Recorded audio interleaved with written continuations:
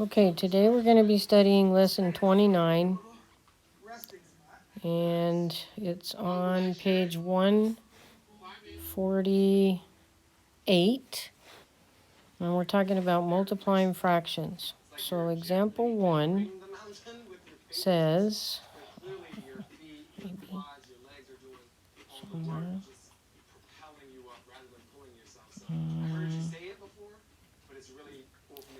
what fraction of, let's see, hold on. What fraction is, so what fraction is means what fraction is 1/2 of means times in math, so times 3/4. And to multiply fractions, we just multiply straight across. So 1 times 3 is 3, over 2 times 4 is 8. So the answer is 3/8. The second one says multiply 3/4 times 2/3.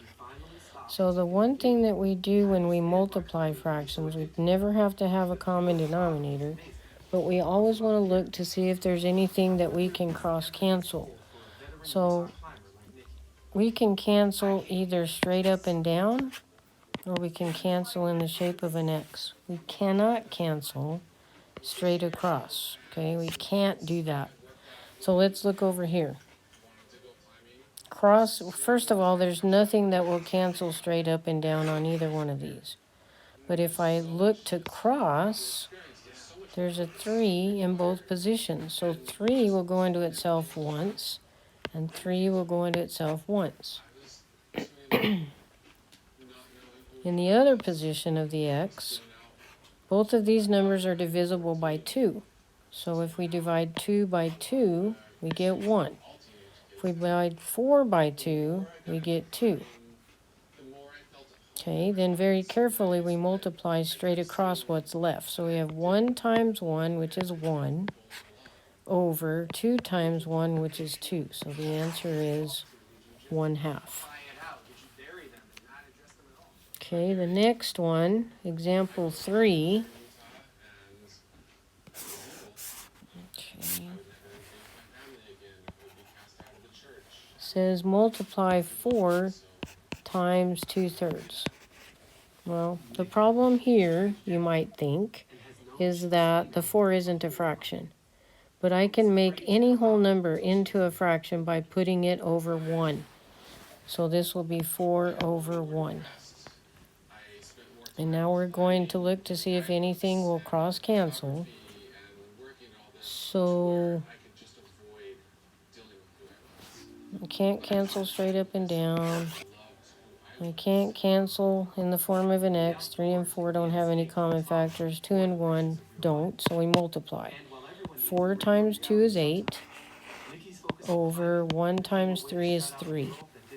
And then we're going to go ahead and write that as a mixed number. Remember, we take 8 and divide it by 3. So 3 goes into 8 2 times. 2 times 3 is 6. Subtract. We have 2 left over. So we rewrite it as 2 and 2/3. Okay, so that answer is 2 and 2/3. The next one is at the top of page 150. And it says 3 pennies are placed side by side as shown below. The diameter of 1 penny is 3/4 of an inch. How long is the row of pennies? Well, if we have 3 pennies, and the diameter of each one is 3/4, we're going to add 3/4 plus 3/4 plus 3/4.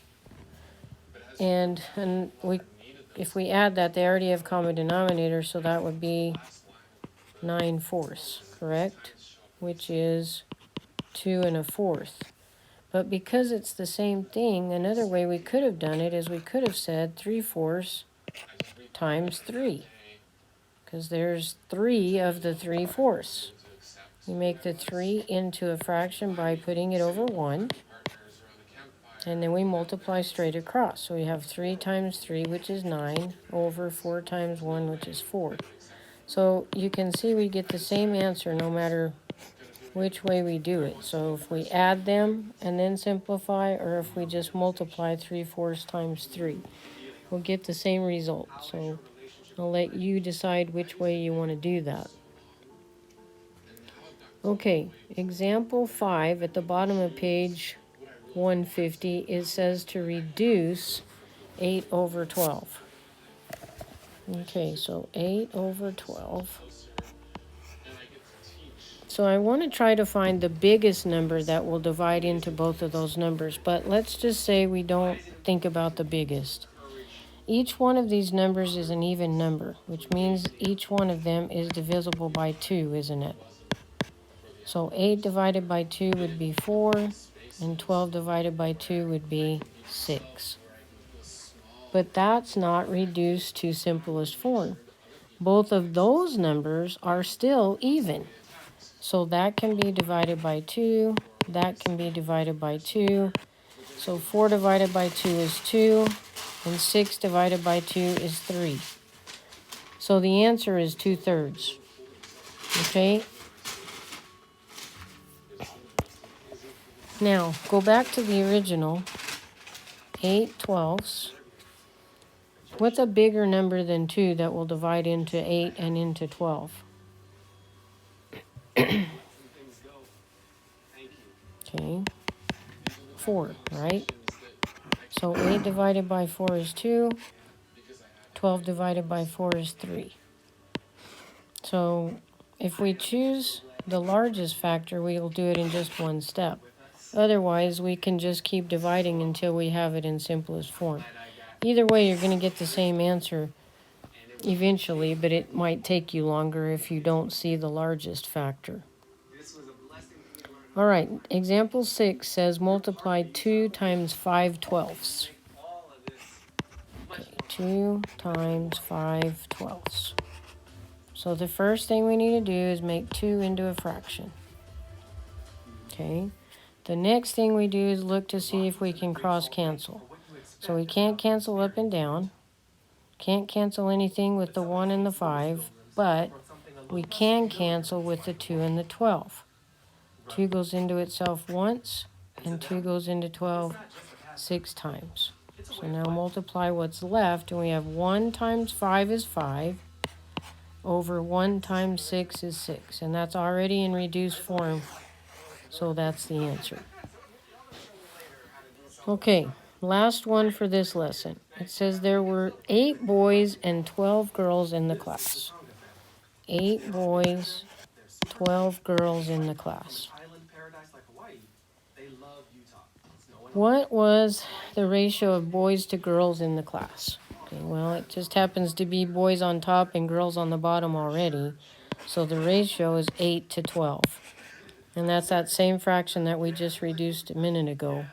So you can divide each one by 4. So 8 divided by 4 is 2, and 12 divided by 4 is 3. Okay, so the ratio is 2/3. Always give those in reduced form. All right, so that's it for lesson 29. You guys can grade that tomorrow, and I'll see you in the morning to teach you lesson 30.